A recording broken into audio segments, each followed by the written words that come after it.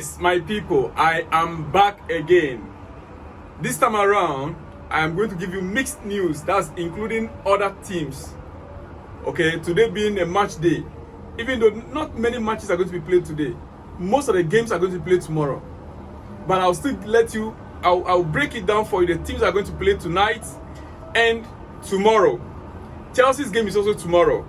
But let's start with Chelsea as usual. Then we go to other news. Yeah, Mauricio Pochettino says Reece James, Trevor Chalobah, and Kane Chukwuemeka are close to training with the team. Yeah, these players now they are close. So by next week they will be available for selection. They are close to training with the first team. They are already training private on their own, individual training on their own. But the coach made it very clear. Tomorrow's game, there are 3 players that are going to be involved that were not involved before. Broja, Madueke, and who else? 3 players are supposed to be involved from the injury. They are back from injury, and they are supposed to be Casado. Yes, Casado. Most probably Casado might feature tomorrow. As we speak today, Casado is having full training with the squad. Casado is having full training for assessment. They will have to assess his fitness level, his readiness for the game tomorrow. And so according to what the coach has said yesterday, they are going to assess Casado today. Why am I here? I'm here to give you updates, general updates about what is happening. So my friend, subscribe to the channel, like the video, send me your comments, and on your notification button, please. Okay? All right. Later tonight, I will give you my team lineup. Not now. I'll be giving you my team lineup later tonight. Yes, that will be in your afternoon or later part of your afternoon. In Europe, in America, it will be your morning. In Africa, it will be later part of your afternoon, close to evening. I will come up again in about 3 hours and give you my team lineup and my prediction based on the players that are available for the coach to select from. Yes, it's very important. Like I told you, my expectations are that we will win, but I'm not going to be so excited and lift myself up and get disappointment like how we're disappointed last week. No. Aston Villa is not just an ordinary team, my friend. So don't underrate them. No, don't underrate them. Look, this is what a player from Aston Villa has said. Zaniolo, this player was with Mourinho. He moved to Turkey. Then within 6 months, back to the Premier League. Zaniolo, this is what he said. He said, Chelsea are a great team. They have a good players. Sometimes things are good. Sometimes things are not good. But what's important is to always stay focused. I don't know if we win, if we lose, or if we draw in the match, but we are all focused. They are all focused. Me, I know Zaniolo very well. I've been following Roma. Since Mourinho moved to Roma, I've been following Roma. And he is a very good player. I think he is one of their star players in that team. Yes, so he knows what he's talking about. He knows very well what he is talking about. Joko on Cole Palmer. Yes, Joko, our ex-player, one of our legends. This is what he has to say about Cole Palmer. He's a Jack Grealish, James Maddison type. He's got lovely balance and a lovely left foot. I've watched him mainly playing off the right, coming in on his left foot, but he could play as a number 10. He can float anywhere in the final third, but he's just a player that makes an impact. It's a high pressure environment at Chelsea, and I'm sure Cole Palmer will fit in there perfectly. This is from Joko regarding Cole Palmer. Yes, regarding Cole Palmer. To other news like Barcelona. I always give you updates on other news, on other teams. It's very important that we are aware. We know what is happening in some part of the world as well. Not only Chelsea. When we come with Chelsea, once in a while we'll drop other news also for you, because it's very important. You must know what is happening with your other opponents. So to Barcelona in Spain. Barcelona's Vitor Roque was stretched off last night with a serious ankle injury. Signed for €30 million and set to join in January. The Brazilian suffered a bad sprained ankle, according to his coach. Barca are now awaiting the result of medical examination, but he could be out for months. Serious injury. When you buy a player and you are waiting for the player to move in by January, you've already paid all the bills, you've signed a contract, and you are only waiting that the player will move in by January, and the player now receives this kind of bad news is come in. A serious injury. As you can see him being stretched off on a stretcher. It's just too bad for Barcelona. Alright, moving on to PSG. Randa Colomwani's transfer to PSG was completed in the final minutes of the transfer window at 10:59 p.m. You know the French window closes 11 p.m. 11 p.m. is the time for their window to close.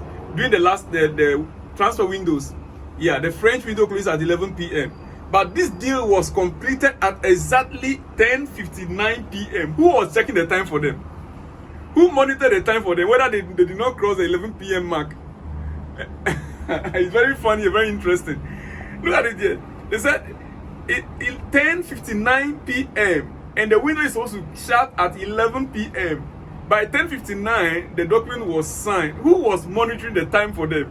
These people, all businessmen are liars, my friend. The player was unaware of how close he was to returning to Frankfurt, because he is coming from Frankfurt, and when he arrived, the deal could not go through, and the time was running out.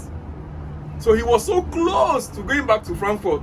At the time, he already held a jersey of PSG with a post for the pictures and everything when the deal has not yet gone through. He posed for the pictures. You can imagine you are holding the shirt, you are posing for the pictures, preparing everything, and the deal was not yet signed. But they were working to beat time. So they had to do all those things in order to show to the media when the deal was not yet signed. And the deal was finally signed at 10:59 p.m. So the player was unaware of how close he was to returning to Frankfurt. He had already posed with the kit, done the interviews, and signed his contract. But internally, the club feared it would collapse at the final hurdle. Finally, it did not collapse. It went through.